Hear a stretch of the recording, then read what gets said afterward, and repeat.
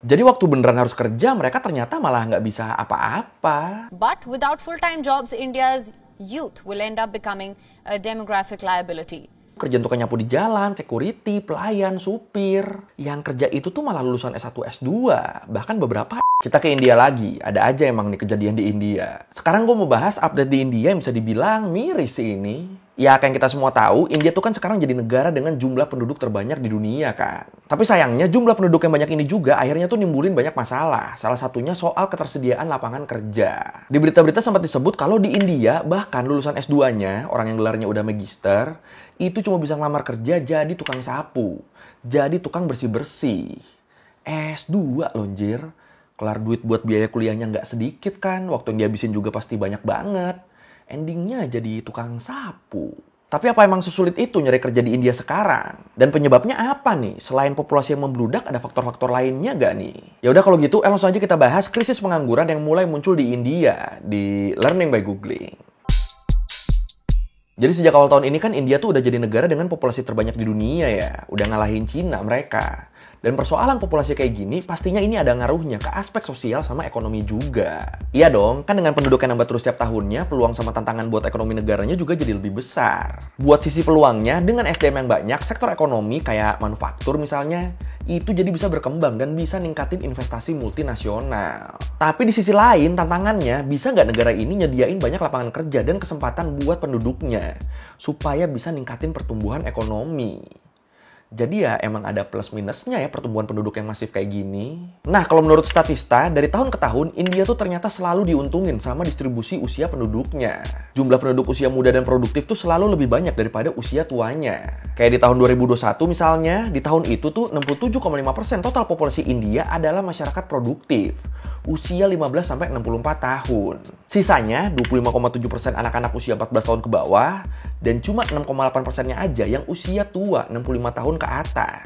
Dan biasanya kalau negara lebih banyak usia mudanya begini, itu kan jadi banyak keuntungannya ya. Tenaga kerjanya banyak, produktivitasnya juga tinggi, tapi masalahnya kondisi di India ternyata nggak segampang itu.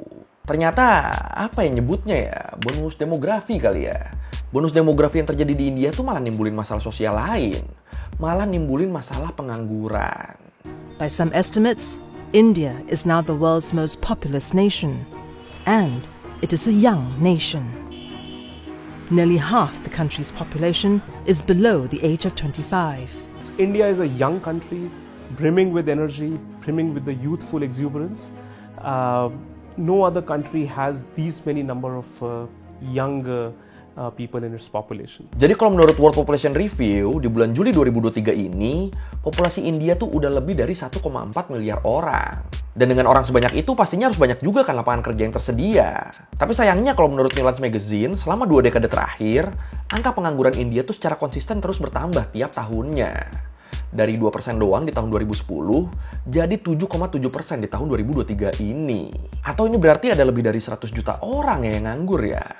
Banyak banget. Kalau di Indonesia sendiri kan angka penganggurannya tuh lagi turun 410.000 orang ya di tahun ini ya.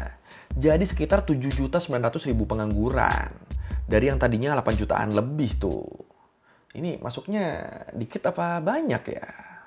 The unemployment problem is tough to crack, of course. India touts its young population as an asset. But without full-time jobs, India's youth will end up becoming a demographic liability. Dan kalau menurut Center for Monitoring Indian Economy disebut, sebanyak 45,8% populasi produktif yang umur 25 tahun ke bawah yang ada di India tuh ternyata mereka nganggur. Jadi populasi pemudanya ini banyak, tapi hampir setengahnya malah nganggur, jir. Ini sayang banget kan, SDM-nya nggak bisa dimanfaatin buat kemajuan ekonomi loh, dan malah jadi beban negara jatuhnya. Emang kenapa pada nganggur gitu? Ya basicnya balik lagi ke masalah populasi. Populasi India nambah terus, tapi lapangan kerjanya segitu-gitu aja.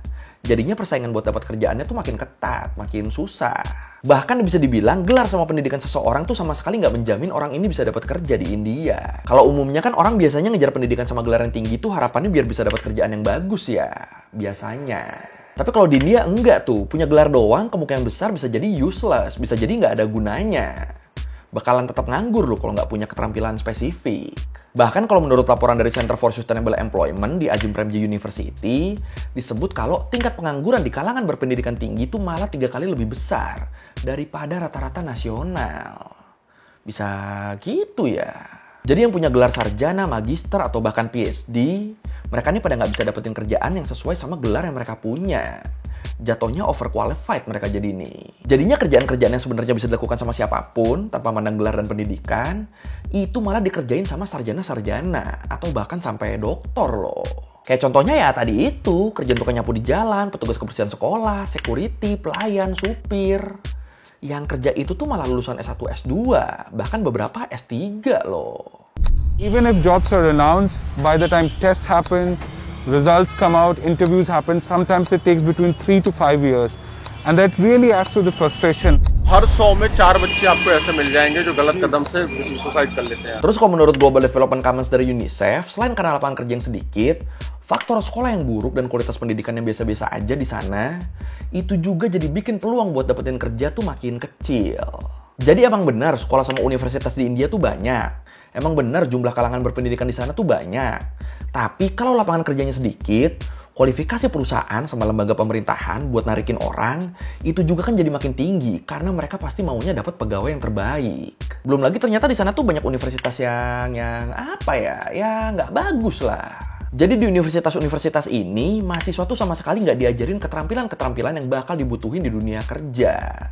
Mereka cuma diajarin teori sama dasar-dasarnya aja udah. Nggak banyak prakteknya. Terus selain itu banyak juga kampus yang asal lulus aja udah. Mahasiswanya dikasih nilai gede aja udah. Walaupun sebenarnya nilainya tuh nggak sesuai sama kemampuan si mahasiswa. Nah yang gini-gini ini, abis dia lulus, walaupun dia punya gelar tinggi, dia biasanya tersisih tuh. Karena di kampusnya dia nggak dapat fasilitas dan pengetahuan yang memadai buat terjun ke lapangan di dunia kerja. Jadi waktu beneran harus kerja, mereka ternyata malah nggak bisa apa-apa. Di sini banyak juga nggak sih yang begitu? Terus kalau menurut New Lens Magazine, karena di sektor swasta nggak ada yang cocok, jadinya para pencari kerja ini ngandelin kerjaan dari pemerintah. Kayak PNS atau kerjaan-kerjaan kecil yang ada di bawah kantor pemerintahan. Makanya antara tahun 2021 sampai 2022 aja, ada 18 juta orang yang ngelamar kerja di pemerintah pusat India. Tapi yang keterima nggak nyampe 40.000 orang. Anjir, cuma 0,2% berarti ya peluangnya ya. Ih, stres anjir gue ngelamar di situ. Gak kebayang anjir. Dan di sini orang-orang yang punya gelar doktor, itu mereka juga ikutan ngelamar buat pekerjaan-pekerjaan di bawah kantor pemerintahan yang sebenarnya berpenghasilan kecil. Kayak jadi penyapu jalan tadi misalnya. Jadi benar-benar yang penting punya kerjaan dulu lah apapun itu. Udah nggak mikirin lagi tuh kerjanya apa, sesuai sama gelarnya apa enggak. Yang penting punya kerja aja udah. Punya penghasilan, bisa makan, udah cukup itu. साधारण आदमी को लीजिएगा, उसकी मजदूरी बैठती है 500 रुपए, है ना. एक पढ़ा लिखा बेरोजगार आपको मिल रहा है 150 रुपए पे. कॉलेजों में 150 रुपए पे महिलाएं ड्यूटी देने जाती हैं, 160 देते हैं वो. किसी शेर ने कहा कि ना पढ़ते तो खाते 100 तरह कमाकर, हाय मारे गए ये तालीम पाकर. Nah, menurut Business News, masalah pengangguran di India ini pastinya juga jadi nimbulin masalah sosial juga ya. Jadi banyak tuh orang-orang yang protes sampai ngelakuin demonstrasi. Karena mereka ngerasanya kalau gini ya ngapain kita sekolah tinggi-tinggi. Kalau endingnya ilmu sama gelar kita nih jadi nggak guna. Bahkan di beberapa negara bagian, para pelajar tuh sampai melakukan mogok makan. Buat memprotes kurangnya fasilitas dan guru di institusi mereka. Jadi mereka sebenarnya tuh sadar kalau fasilitas penunjang keterampilan tuh penting banget dalam persaingan dunia kerja. Tapi tetap banyak perguruan tinggi yang nggak begitu peduli. Yang penting udah lulus aja lu sana. Terus banyak juga kampus yang tagline-nya yang embel-embelnya tuh kuliah di sini, lulus, langsung diterima kerja. Tertariklah orang, mereka kuliah di situ, belajar seadanya, lulus, nganggur. Buat saingan dapat kerjaan penyapu jalan aja susah banget. Atau contoh lainnya juga bisa kita lihat dari surveinya Aspiring Minds. Saya nyebut kalau sebanyak 80% lulusan teknik di India tuh malah nggak punya keterampilan minimum buat kerja di bidang teknik. Kenapa bisa gitu?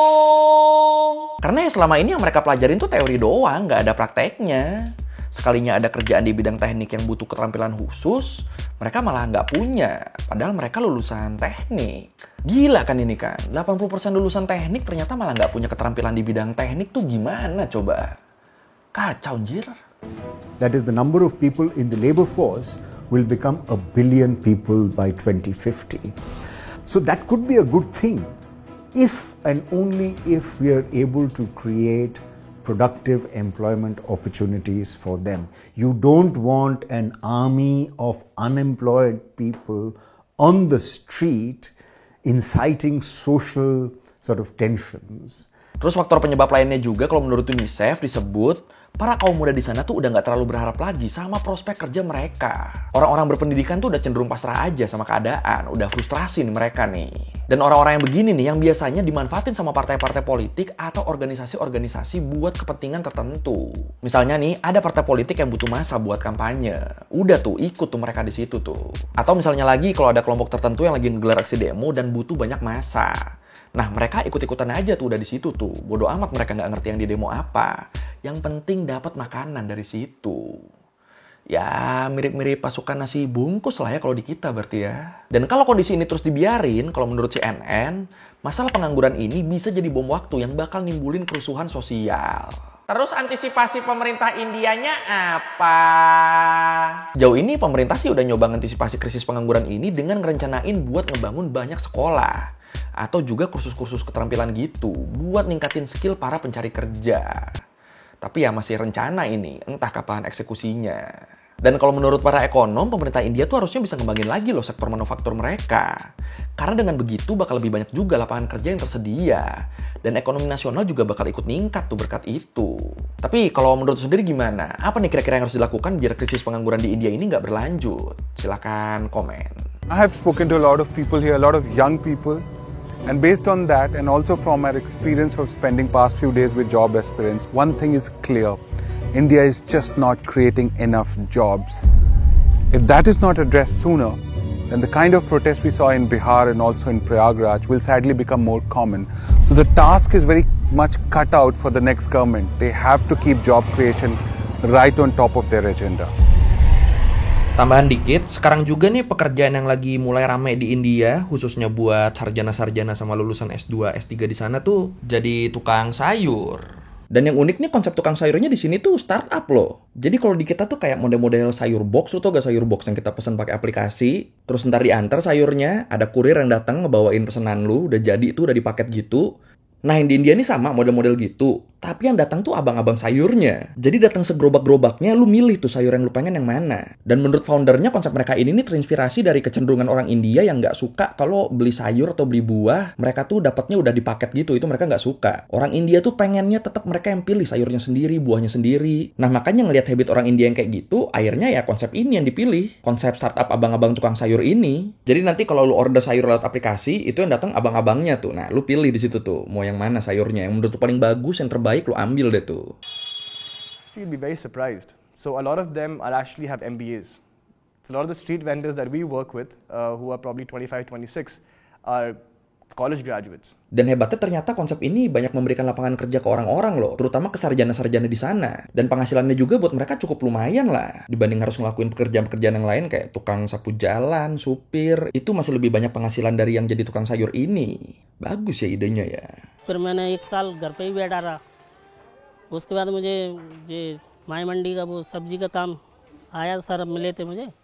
Ya semoga kedepannya lebih banyak ide-ide kayak gini ya di India ya, biar pengangguran-penganggurannya makin ngurang. Amin, amin, amin, amin. Oke, sekian review kali ini tentang krisis pengangguran di India. Masih gak kebayang gue lulusan doktor terus nyari kerjanya jadi tukang sapu. Gila. Kalau revisi kali gue udah salah, atau mau nanya, atau mau nambahin dari video, bisa tulis di komen. Kita diskusi kayak biasa. Sekali lagi, thank you nonton. Jangan lupa like, comment, subscribe. Bye.